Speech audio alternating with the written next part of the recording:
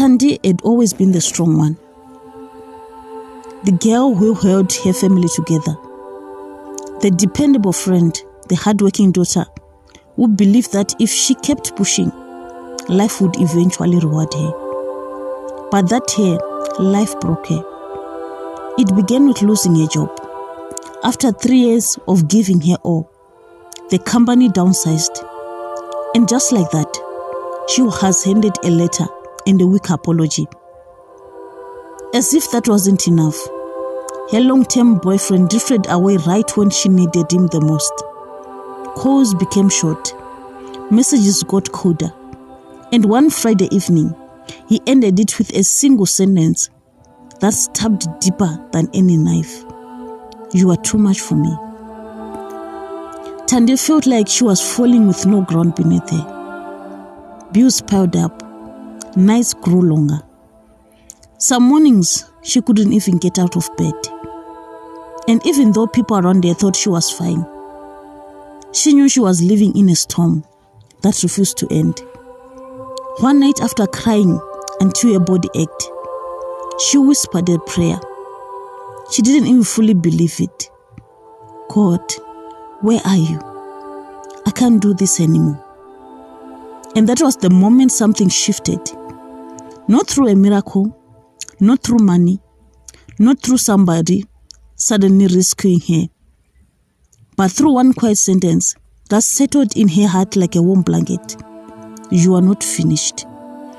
It wasn't loud, it wasn't dramatic, but it was enough to make Thandi sit up and breathe differently. The next morning, she got out of bed, not because life got easier, but because she felt a new strength she couldn't explain. She started with small steps, fixing her CV, applying for jobs again, taking walks in the morning to clear her mind, listening to sermons that reminded her she wasn't forgotten. Then a miracle she didn't expect arrived. A company she applied for months earlier called her for an interview and hired her on the spot. It was better paying, better environment, and better opportunities than the job she had lost.